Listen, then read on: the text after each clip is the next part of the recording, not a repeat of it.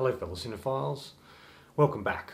Today I'm going to be looking at a new film that came out, Ryan Coogler's new film, Sinners. This stars Michael B. Jordan, Hailee Steinfeld, Delroy Lindo, Jack O'Connell and a variety of others. The film really looks at twin brothers, Smoke and Stack, both played by Michael B. Jordan. Two unique brothers who return to their small town after being away for some time. They've got into the life of crime and ultimately have started to try and make money that way. Upon returning to their hometown, they buy an establishment where they want to start a club, determined to create their own sort of club for themselves and their friends and family. But returning to town causes a lot of problems. There's history there between certain characters, and it really looks at how these brothers are trying to make a name made a name for themselves and really want to sort of give back to their hometown and home community. They bring everybody together and create this really great environment, and only to discover that an even greater evil is waiting to welcome them back. And that's where the film sort of shifts in a whole different direction. So Ryan Coogler is a director. I've liked some of his movies, not all of them, but some of them. I definitely really enjoyed Fruitvale Station, where he first started to work with Michael B. Jordan, where they created this shorthand that you can see throughout the films that they've done together. And that was a really simple story that was based on truth and sort of a shocking event that transpired. And I did like the first Black Panther. I thought it was an interesting film. I hadn't really seen a superhero movie quite like that, and he did really well with that film. But it's really good to see him sort of breaking free of that and not only returning to something more simpler that he'd done previous, but also the fact he did something that was original. That wasn't based on an IP, it wasn't based on any other story or true story. It was an original story that he came up with.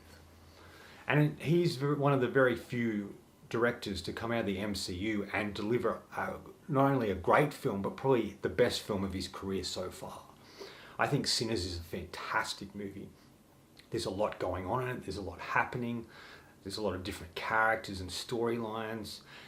It sort of encompasses so much. And not only do I think it's his best film, I think it could be one of the best films of the year, or even the best film of the year. It is just so well done and brilliantly executed. I think he really outdid himself with this film. The film also covers so many different genres. It's part drama, part action, part supernatural. It has romance and horror, and in a way it's a musical.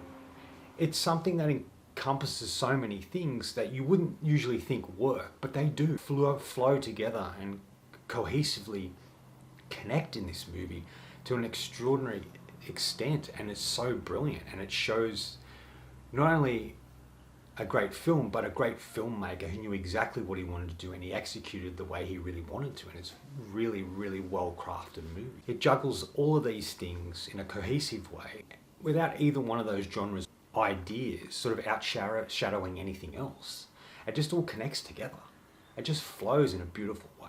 Another film that comes to mind that did so many different genres and so many different things and injected a whole heap of stuff in it is an older film that came out in 1959, which is Howard Hawks' Rio Bravo. This film is John Wayne, of course. It's a Western, so it may lose some people there. But like Sinners, it's about a group of people who are forced together to have to defend their town. And they have to go up against something they don't quite understand. They have to stand together against a common enemy. They're all tested, and it only becomes a fight for survival for them. And the other big theme, I think, or one of the big themes in the film is music. That's a big thread line through all of it. I saw an interview with Ryan Coogler recently where he talked about, I think it was a family member, maybe his uncle, that he felt connected to and was close with. And he always used to play blues records and things like that. So when his uncle passed, anytime he wanted to reconnect or see him again or think about him, he'd return to these particular records and this particular genre of music and really feel connected again, like it transcended so many things. And that's exactly what the film is, and that's what the music does in the film. There's a sequence where a young boy named Preacher Boy, played by Miles Canton, who is a great singer, which we see in the film, and we see that he is great, and he plays guitar, but he only learned the guitar for the film, which I thought was really extraordinary because he's so great.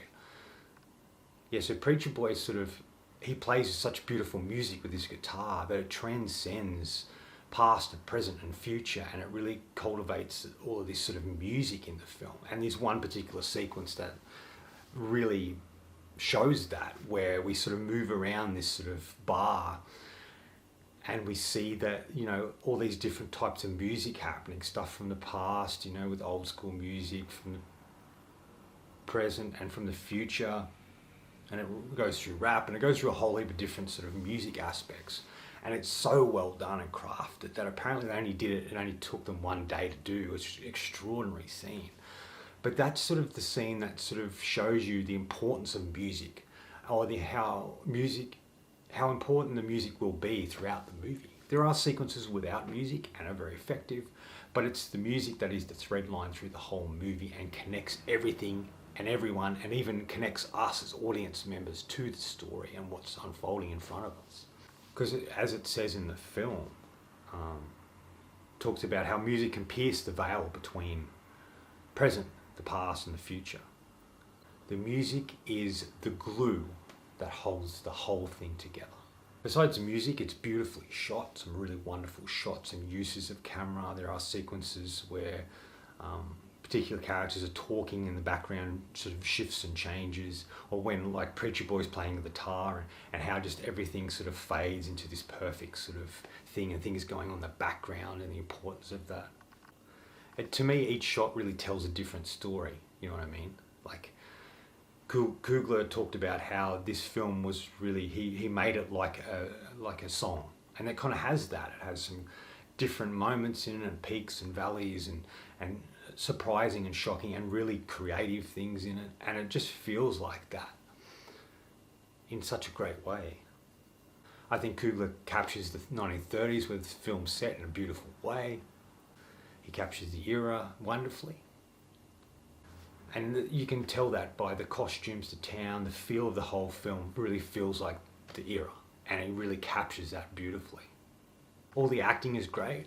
Michael B. Jordan does really well in this film, playing dual roles, like I said, of Smoke and Stack, twin brothers, and the way they sort of went about bringing those two to life, and the fact that they're so different. They're both so different that it really makes you think that they are different people, and I think that's a really great testament to Michael B. Jordan for his acting, but also to Ryan Coogler to be able to do what he does with it. These two working together is fantastic. They have a great shorthand, they know exactly what they're doing, and they work so well together. They bring out the best in each other. And I really love seeing movies with them working together, and this is a great example of it. The trust that Michael B. Jordan has in Coogler, in being able to play dual roles and know that it's going to be well done. The script, the story that Coogler wanted to tell, and how Michael B. Jordan really bites into that and takes part in it in such a great way. The film really explores brothers' love, what they will do for each other, and how far they will go to protect each other. Much like the love and admiration Coogler and Jordan have for each other. Besides Michael B. Jordan, there are some great sort of other performances real standout here. Delroy Lindo, I think, is really great as harmonica piano player Delta Slim. He really suits that role. He's a bit of a drinker, and he just really injects some really colourful and interesting aspects to the character. Lindo's been a solid actor for a very long time, but it hasn't been until recent years that I really started to take notice, when he's really started to get really great meaty roles that he can sink his teeth into and give the performances he always wanted to, and he's so great in the last few films, and this is definitely him at his best. Wunmi Masako, an actress I'm not that familiar with, is really great in this film. Plays Annie, and there's a history between her and Smoke that they really touch on, but you can tell there's connection there and a real history between them. Fascinating character who practices hoodoo, and she's really the one that catches on to the vampires in the film and sort of lays out the rules for the survivors, the people who are trapped in this particular establishment, that they have to join together and take these sort of things on. And she has a real strong screen presence, and she's really great in the film, and her chemistry with Michael B. Jordan is really great as well. Now, the sort of villain, quote-unquote villain of the film, Remick, played by Jack O'Connell. He's an actor I've enjoyed some of his work, and there's certain things that stand out, but nothing quite like this. This, to me, feels like the best work he's done so far, and there's just something about him in this movie. He's just really cool but kind of scary and intimidating at times. And there's a charismatic aspect to him. The Rimmick character is someone who's been around for a long time, and he has his ideas of the world and what he thinks should happen, and how everybody should be connected, but only through violent means. He gets to kind of, he's an Irish actor who gets to kind of pay tribute to that with the fact of, he gets to sing an old Irish folk song, and he gets to sort of do an Irish jig as well. There's some dancing with him. The sequence in particular where he's singing this sort of folk song and all these people are standing around him and they're dancing and getting involved. Such a wonderful scene, but it really pays tribute to that sort of his heritage in that way, and I love that. His character isn't completely evil, but it is a character that has these really strange ways of going about certain things. But Jack O'Connell is fantastic in the film. What an interesting casting choice, and what a wonderful performance he delivers here. And of course, Hailee Steinfeld. She's fantastic in the movie, really trying to break free of that sweet, nice, sort of happy sort of character she usually plays. Here she's kind of damaged and sort of affected by what's happened in her life. And there is a sort of a connection with Stack and how their relation, how there is a sort of love story between her and Stack, but it's kind of like fractured in a way. And they reconnect as the film goes along. And much more as we see in the end of the sort of movie. And I love the direction they go with these characters. And I think Mary and Stack are two characters that are fantastic. I love their energy. I love the chemistry between Hailee Steinfeld and Michael B. Jordan. And I really love their characters. And I would have loved to have seen a spin-off of just those two characters through history. Would have been really great. They're definitely an interesting couple to watch on screen. When I was watching this movie, I was so invested in it. I was just in it. And I just kept I was so involved in it that we was in the cinema we were in, there was a couple of girls whispering, and usually that would annoy the shit out of me because I hate people making noise when I'm trying to watch something. But I was too invested to give a shit. I was so invested in the story and what was happening, and I didn't question anything. The way it shifts and flows in through different genres and the way it uses music, I just went with it. The only thing I would say is I wish we didn't know that there were vampires in the film. I wish they didn't reveal that trailer and tell everybody that's what it was, because it would have been a much more interesting experience if we didn't quite know what the threat was and what was going on. But that didn't matter because I was so invested in it that any time it changed and evolved and went in different directions, I just kind of went with it. I loved the direction it was taking. I never questioned it. I just went on the journey. And that's exactly what the film is. That's exactly the film that Ryan Coogler has made. It's a film that has a journey in it, not only for the characters and the scenario that unfolds on screen, but for us as audience members. We get swept up in it. We go on the journey with it. We care for these characters. And when bad things start to happen, we worry for their safety. And even though the Remick character is kind of cool, you don't want to see him succeed in what he's setting out to do. It is a real testament to Coogler and his ability to craft a great film. I would even go as far as to say this is probably his masterpiece. This is his best film so far. And I'm excited to see what he does next. But he was wonderfully crafted movie that is so original and unique. And yes, you might look at the trailer and watch it and think, well, it's just it's exactly like From Dusk Till Dawn. And I would say, no, it isn't. Yes, it has similarities. You know, your two main characters are sort of brothers, and they come from a criminal world, and they find themselves taken into a much darker, unexpected world when the vampires appear. But this film really explores the concept in a unique and different way. It isn't a vampire film. It's a drama film that has many different aspects into it, and it's really about these brothers and the family that they've created for themselves. And it also, like, it doesn't sort of just shift to vampires like that. It sort of slowly flows into that, because there are scenes we see at the start and we know what we're dealing with. But it isn't until the ending or the third act where these sort of things that we've noticed and seen really take hold, and it shifts into this much different thing. But it's a unique vampire film. that transcends the genre, that really plays with so many different things, that crafts an interesting story. That it just feels like nothing was wasted. Everything served a purpose in the film. Even the smallest, tiny, little insignificant detail serves some sort of purpose. I like the film could have really ended with the vampire stuff, but it doesn't. It keeps going in a different way where they have to fight another particular evil. So it doesn't sort of, once it gets going, it doesn't really let up. It just shifts into one thing, into the next, and you just go. And it has been a very long time since I got swept up in a movie like that just took me away. I'm sort of intrigued to return to Coogler's movies and rewatch them because I was so impressed with what he was able to create and give us with this movie. And you can tell like the movie's done really well and doing really well. It's interesting, a genre picture like this that, yes, in part is a vampire film, but it also has so many other elements.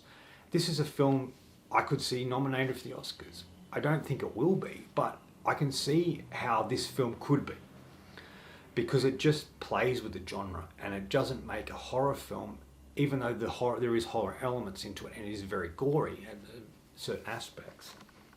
It's much more than a traditional horror film or a traditional vampire film, as it really shapes and crafts something unique and original. I was so impressed with this movie, and it has some great moments in it, some great set pieces. The vampire stuff, like I've mentioned a few times, is really great. Just seeing the brothers in action is great. The use of music and the part it plays, and when we get to see the musical aspects, are really extraordinary to watch. And there's just some really tremendous scenes. I really like the post-credit scene. That's really great. That shows a particular thing we didn't know and is revealed. And this has the great blues man, blues guitarist, blues player, Buddy Guy. He's fantastic. Buddy Guy was an old blues man from centuries, like decades ago, that had his own club in the 80s that he brought everybody in to play. He's so talented and interesting. And here he plays a different, like a sort of version of himself. And he's so great. And I love that Coogler could pay tribute to someone like that. Not only does he pay tribute to the blues with the music he uses and the era it's set in and the characters he creates, but he does it with also someone who's been part of that world for so long. And he's so thankful to Buddy Guy for what Buddy Guy had created through his life. And it is just such a beautiful moment, and Buddy Guy is wonderful in his little sort of scene towards the end of the movie. I've long been a fan of the blues. I like how simple it is with them playing guitar and the stories that they tell with that, the way they sing, the importance of that music to the people that it was for and part of. It is just wonderful. What Coogler does here is he transports us back to a different era when a different type of music was quite well known and very popular. And he crafts a story around that music, but makes it feel like we're watching a song. And there's not many directors that could do that. To me, if Coogler keeps going in the direction he's going and making films like this and keeps transcending things and genres, I think he'll be up there with the great directors like Spielberg and Scorsese. I think he's on his way becoming one of the great filmmakers of all time, and this is his first step. Even though he's done some great films, and what he did with Black Panther was amazing, Fruitvale Station, and Creed, which I'm not a huge fan of, but I can appreciate what he did with it. This is the beginning of something extraordinary, and I really look forward to what he does next. He's really outdone himself with this movie, and it is definitely one of the best films, if not the best film of the year so far. I'm going to give Sinners 5 out of 5. I truly had a great experience with it. I loved every aspect of it, and I was really blown away by what Coogler was able to achieve with this film. Anyway, that's all from me today. Thanks for watching. I hope you enjoyed this video, and if you did, please subscribe down the bottom and follow me on Letterboxd and Facebook. Otherwise, until next time, enjoy the movies.